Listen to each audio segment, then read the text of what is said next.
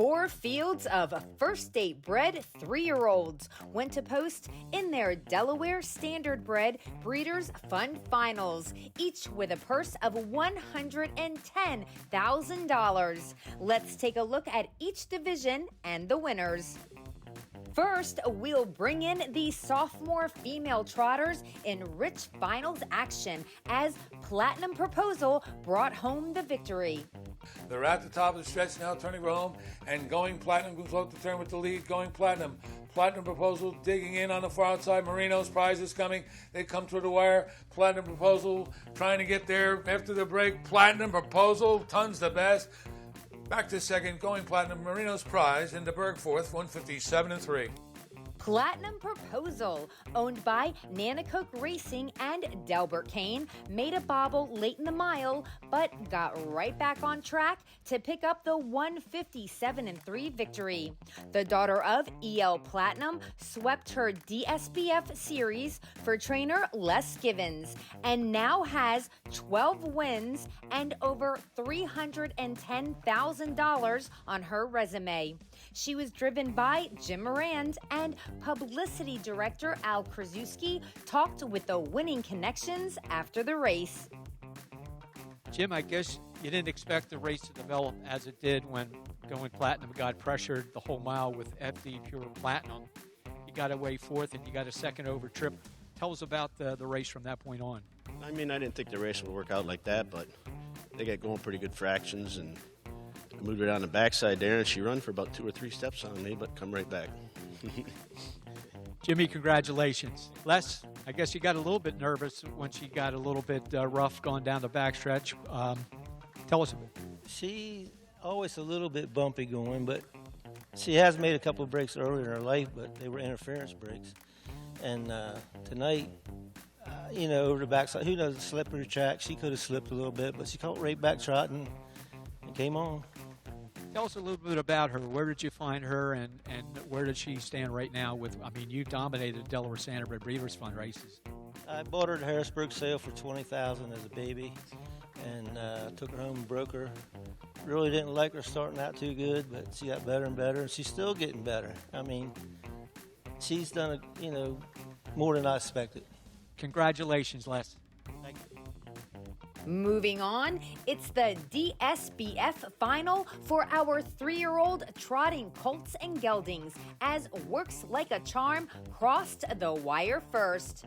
They're at the top of the stretch, and Workslikeacharm comes off the turn with a lead of about 3 lanes. Workslikeacharm, LG's Jackson up into second, coming through the stretch. Workslikeacharm is clear. LG's Bluestone coming late for second. Workslikeacharm, LG's Bluestone, and LG's Jackson in 156-3. Workslikeacharm, owned by Brett McDonald, made a first-up bid to win in 156-3. Driven by Hall of Famer and Bally's Dover leading driver Tim Tetrick, the son of EL Platinum was the favorite in the final. The sophomore high stepper now has 8 wins and almost $200,000 bankrolled for trainer Jim King Jr. Take us through the race.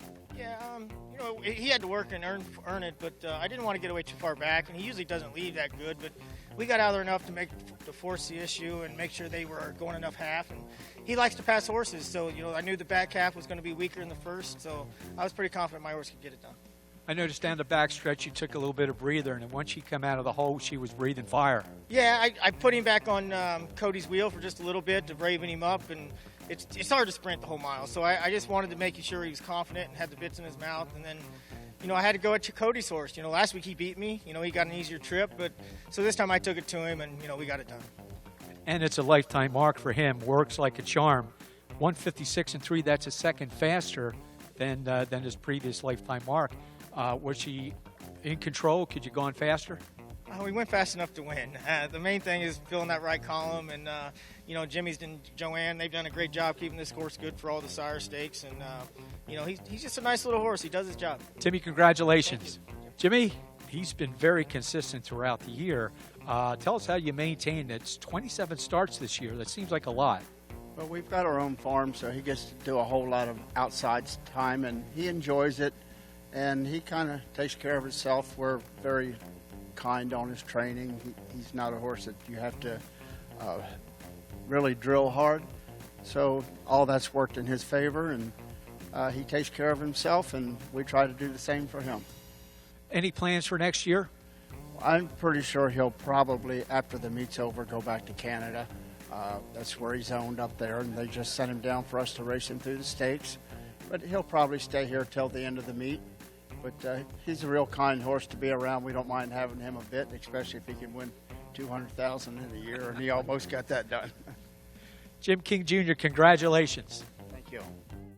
Next up, we'll see our young lady pacers take center stage as Jett Propelled showed up with an impressive win. We're at the top of the stretch, ready to turn for home, and it's slipping sideways after Jett Propelled. Small Town Bed Girls got the rail. They straighten away now, and Jett Propelled is there by more than a lane. Jett Propelled back inside, trying to get second. That's a Small Town Bed Girl slipping sideways on the outside. Jett Propelled close for second, but that'll go to Small Town Bed Girl who's slipping sideways in 153 and 3. Jett Propelled won both of her preliminary legs for her DSBF series and then took the final in a career best of 153 and 3. The daughter of Roddy's Bags Again is owned, trained, and bred by Bob Shahan. This heavy favorite in the race went from gate to wire with Jason Thompson in the bike and now has a dozen wins with over $250,000 in earnings. Any namesake would call you the Jet. Proper horse for you to drive, Jett Propelled, because of your aggressiveness. And take us through that first quarter. That was interesting, where you kind of we're going to take back, but then you decided to come out. Take us through the race.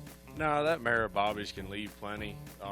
That horse of Dylan's can just scald off the carb. And, you know, Dylan said to me last week, he said it worked out perfect when you covered me right up. So I look over, I see Timmy out there. I said, this will work out perfect. I ain't got to, just gas her right out of the gate, and I can just move, and we'll just, see how it works out from there. Well, like you said, she can leave. She opened up that first quarter in 27 flat. Then at the head of the stretch, you had a little bit of pressure. Were you any concern there? No, she's one of the horses that you hate to love. She won't go till she has to race one, and it worries you and worries you and worries you. And really, all I gotta do is sit there, and I'm out there looking like a ding dong driving on her. But she does all the work. All I gotta do is not fall off. Well, you did a great job, Bobby. I'm looking at her last year. Only 8 starts, 53,000, but she really blossomed this year. Tell us about her. Well, I try not to race her too hard as a 2-year-old because I thought she was going to get maybe a little better as she went along, and I think probably wound up being the best thing. Just raced her easy as a 2-year-old, and she's just now just really getting into herself. Well, we go back to the old days. You remember Liberty Bell and Brandy Wine. That was into the 60s, 70s, 80s, and here you are, 2024. You won the Delaware Standardbred Breeders' Fund Final. Yeah, it's been a long ways through it, but you never know how it's going to turn out. What's your plans for next year? We're going to give her a couple months off and get her back ready for her ankle. Bobby, congratulations. Thank you. Finally, let's check out the rich DSBF final for 3-year-old male pacers as Captain Pete sailed to victory. They're at the top of the stretch, and Captain Pete comes off the turn with the lead. Beat Cop came to the outside, down the rail. LL Julio, they come toward the wire. It's Captain Pete. Captain Pete with Beat Cop on the outside. Captain Pete holding on. Beat Cop and LL Julio in 152 and 4. Captain Pete, owned by Mulligan Stables, Calcutta Stable, and Denise Davis, swept his Delaware Standardbred Breeders' Fund Series with a 152 and 4 triumph.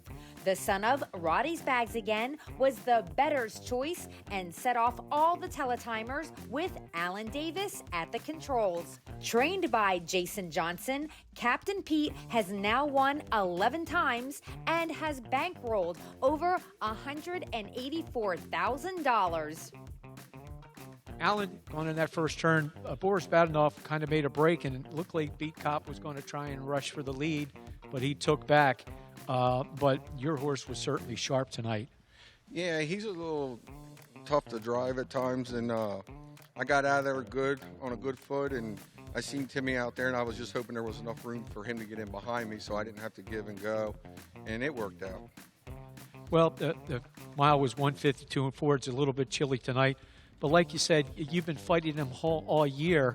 He seemed like it was a little better tonight once he got to the top and was all business. Oh, yeah, he just looks around at some things. I mean, if he pays attention, he's a really fast horse. It just hopefully he gets out of that now. And we've been kind of babying him along a little bit, but going to have to show him who the boss is now, I think. Well worth the investment when you purchased him last year. Yeah, we took a shot. Because he missed his 2-year-old year, and we took a shot at 3, and it worked out. Big dividend paid out well. Congratulations, Alan. Thank you. I appreciate it. Thank you. Jason, you've probably been doing all the heavy lifting. I mean, he had a really strong streak, but you didn't really know what to expect at him. How has he been so far? Yeah, he's been a handful so far, but we've been lucky. Had a couple hiccups here and there, but everything's worked out well so far. Well, the proof is in the pudding. He looks like he's tough when he gets on top. I don't think you've raced him from behind, have you? We have a few times in the condition races, and he's okay off the pace too. Well, this is the end of the year. What are your plans for Captain Pete next year, I take it? Well, he'll have a couple weeks off, and I think we're going to race him in some overnight races here.